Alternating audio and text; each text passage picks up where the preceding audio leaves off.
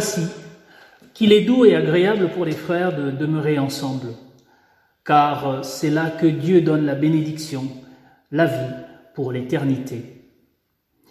C'est avec ces paroles du psalmiste qu'ensemble, venus de Ramba, de Moyeuvre, d'Amnéville, d'Agondange et de Mézières, nous vous souhaitons la bienvenue. Bienvenue à ce dernier culte de l'année liturgique. Bienvenue à vous, aimés de Dieu. Bienvenue à vous d'ici et d'ailleurs. Que la grâce de Dieu le Père, l'amour du Christ Jésus et la communion du Saint-Esprit qui nous unit soient toujours avec vous. Nous écoutons le psaume 126 de louange pour aujourd'hui, un chant pour se donner du courage.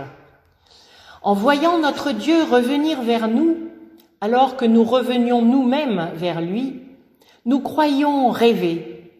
Nous avons été pris d'un gigantesque éclat de rire, collectif, ponctué de cris de joie. Autour de nous, on disait « c'est géant ce que Dieu fait pour eux ». Oui, c'est vrai, c'est géant. Aussi géant que la joie qui s'est emparée de nous. Fais couler ta vie en nous, ô notre Dieu. Que nos vies s'animent comme un ruisseau desséché se met à chanter après la pluie.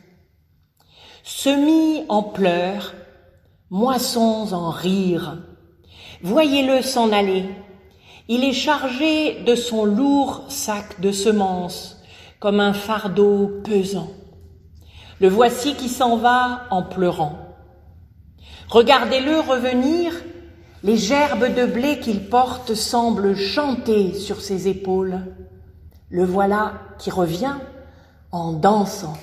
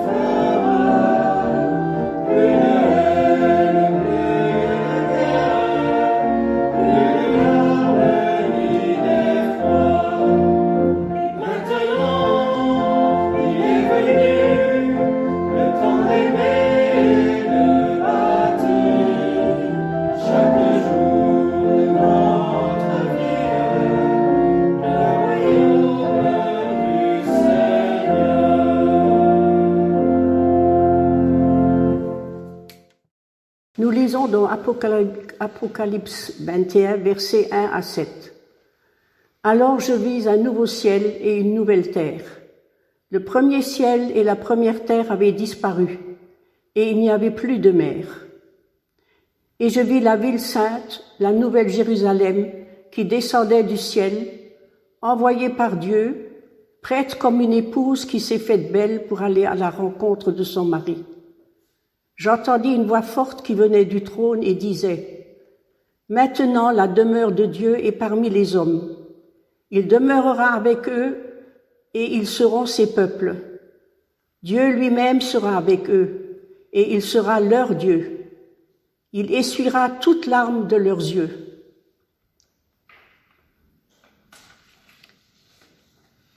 Il n'y aura plus de mort, il n'y aura plus ni deuil, ni lamentation, ni douleur. En effet, les choses anciennes auront disparu. Alors celui qui siège sur le trône déclara « Maintenant je fais toutes choses nouvelles. » Puis il me dit « Écris ceci, car mes paroles sont vraies et dignes de confiance. » Et il ajouta « C'est un fait, je suis l'alpha et l'oméga, le commencement et la fin. Celui qui a soif, je lui donnerai à boire gratuitement à la source d'eau de la vie.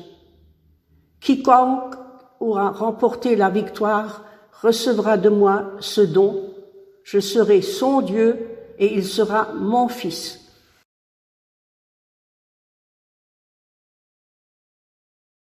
Jean, île de Patmos, Méditerranée, en sang. Aux églises de Laodicée, Smyrne, Thyatire, Pergame, Philadelphie, Éphèse et Sardes. Frères et sœurs assemblés en ce jour du Seigneur, je vous écris de l'île, de mon rocher de Patmos, en Méditerranée. Voilà 20 mois que je suis confinée pour échapper aux violences de l'empereur Domitien. Il ne supporte pas que l'on croie dans un Dieu différent du sien, ou plutôt dans des dieux différents du sien. À moins tout simplement qu'il ne tolère pas que l'on ne croit pas en lui. Patmos est ma terre de relégation, mais elle est par la grâce de Dieu devenue pour moi une terre de révélation. Jour après jour, ou plutôt nuit après nuit, rêves et cauchemars se succèdent. Certaines nuits, je vois 4 sombres cavaliers, vêtus de noir, répandant la terreur autour d'eau. Je vois un agneau que l'on abat. D'autres nuits, je fais des rêves plus clairs et je vois surgir des messages et des images mystérieuses. 4 anges debout aux 4 coins de la terre et qui retiennent les 4 vents, afin qu'il ne souffle rien ni sur la terre, ni sur la mer, ni sur aucun arbre. Mais bientôt reviennent les images sombres de la nuit. La nature verte devient verdâtre, le rouge devient rougeâtre, et je vois une bête comme un dragon qui égare ceux qui habitent sur la terre. Tous les échos des persécutions semblent confirmer la vision cyclique de nos amis grecs. Est-ce que rien n'a changé depuis Pâques et la crucifixion? Est-ce que le temps ne se répète pas inlassablement, brouillant toute espérance? Alors, pour lutter contre la noirceur de mes rêves, j'ai commencé un nouveau travail. Je rédige mes rêves au sortir de la nuit et dans la journée. Je pars à la recherche de ces images dans la Bible. Est-ce qu'elles ont quelque chose à me dire? Est-ce que Dieu peut s'y révéler? Ou bien est-ce que ce sont ces images qui ont inspiré mes rêves et Dieu au travers d'elles? Pour tout ce travail préparatoire, je pourrais à nouveau travailler un nouveau livre dans lequel Dieu se lira au travers de l'obscurité et de la lumière, au cœur des violences et des illusions, et je l'appellerai l'Apocalypse, révélation, dévoilement. Ce livre racontera au futur de l'espérance que nous vivons maintenant. D'autres l'ont fait avant moi. Et puis, je me suis rendu compte qu'au fil de ce travail, mes rêves se sont transformés. Mes images cauchemardesques, notamment celles du chevalier verdâtre de l'épidémie, ont été revisitées par l'esprit qui me redonne confiance. Et j'ai vu alors l'agneau blessé se relever, j'ai vu le lion à côté de lui, et ce matin, il s'est passé quelque chose de bien étrange. Un sentiment de paix est venu dans mon rêve, et j'ai entendu une voix qui me disait « Voici, je fais toutes choses nouvelles » ou encore « J'essuierai les larmes de vos yeux » ou encore « À celui qui a soif, je donnerai la source d'eau vive ». J'ai entendu « Je suis l'alpha et l'oméga ». Alors ce livre qui commençait par le jardin perdu de la Genèse s'achèvera sur le rêve d'une ville descendue du ciel, une Jérusalem céleste. Et on l'appellera Jérusalemma. Et tous les hommes et les femmes de tous les pays danseront ensemble. Et en ce temps-là, la mort ne sera plus, et il n'y aura plus ni deuil, ni gris, ni peine. Amen.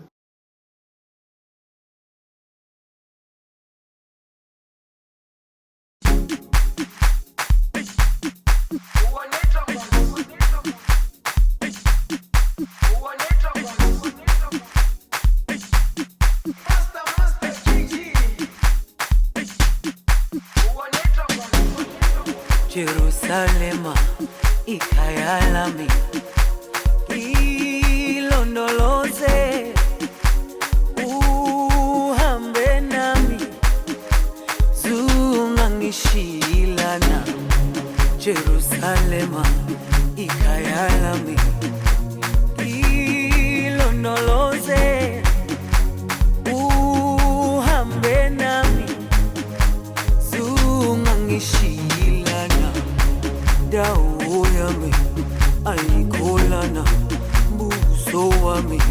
awukholana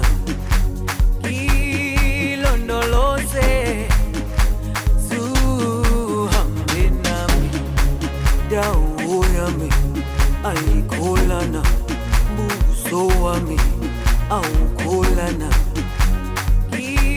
ilondoloze zuhambe nami ilondoloze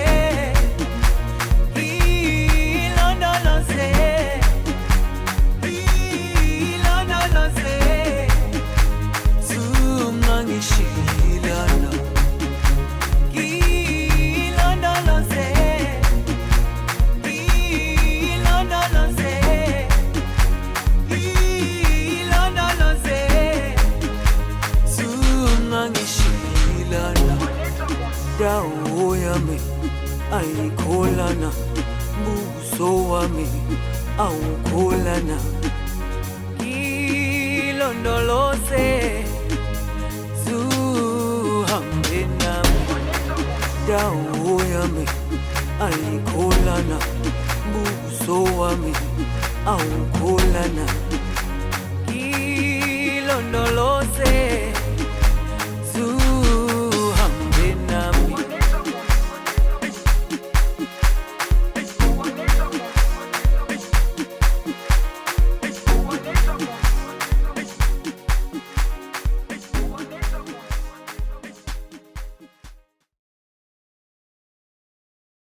Unissons-nous dans la prière d'intercession.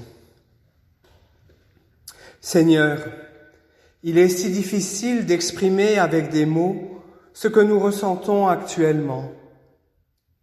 Ces derniers temps, beaucoup de choses ont changé.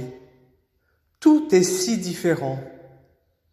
Nous avons des craintes et des inquiétudes chaque jour. Nous ne voyons pas le bout de cette crise qui a bouleversé nos vies. Les semaines qui passent sont pénibles. Nous sommes fatigués. Nous nous sentons sous pression, enfermés. Nous travaillons sans vraiment vivre et souvent dans la solitude. Nous sommes privés de la présence des personnes que nous aimons. Tout semble vidé de sa substance. Seigneur, nous cherchons le sens de tout cela. Nous sommes perdus, nous nous sentons dépouillés et nus. Une grande partie de ce pourquoi nous nous sommes battus si durement a soudainement perdu de son importance. Le succès au travail, une grande maison, une belle voiture. Parce que nous craignons pour notre avenir et pour notre santé et pour celle de nos proches, de nos voisins dans nos villages, de nos amis, nous te demandons humblement, Seigneur, habille-nous par ta présence. Revêt-nous de la puissance de la foi, du manteau de l'espérance et du vêtement de la confiance. Donne-nous de nous couvrir de nos vêtements spirituels qui nous empêchent de devenir amers et durs, désespérés et haineux. Oui, Seigneur, enveloppe-nous d'amour et de confiance. Avec toi, aussi difficile que soit le temps que nous traversons, les chances d'un renouveau, d'un nouveau départ sont possibles. Car tu es notre rocher, tu es notre espérance et notre lumière éternelle qui brille et illumine, qui réchauffe et encourage, qui renouvelle et bénit. Seigneur, que notre vie soit remplie de ta lumière et de ta paix.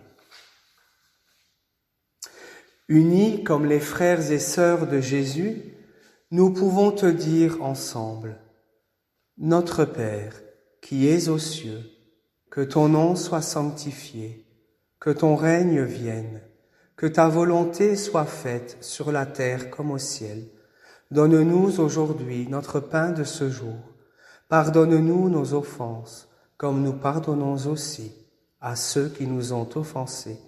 Et ne nous laisse pas entrer en tentation, mais délivre-nous du mal, car c'est à toi qu'appartiennent le règne, la puissance et la gloire au siècle des siècles.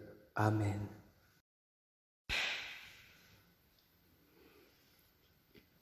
Comme il était question des jardins et de cités dans la méditation que nous a partagée la pasteure Elisabeth de Bourquenay, je nous propose une parole tirée du livre du prophète Jérémie, une parole qui reprend cette analogie botanique. Bénis l'humain qui a confiance au Seigneur. Le Seigneur est son assurance. Il est comme un arbre planté près des eaux, qui étend ses racines vers le courant. Il ne sent pas venir la chaleur. Son feuillage reste vert. Une année de sécheresse ne l'inquiète pas. Il ne cesse de porter du fruit. Jérémie au chapitre 17, le verset 7 à 8. Toi, mon frère, ma sœur, comme un arbre planté au bord de l'eau, enracine-toi dans l'Évangile. Plante tes racines dans ton exil. Lève tes branches vers le soleil. Accueille les oiseaux du ciel.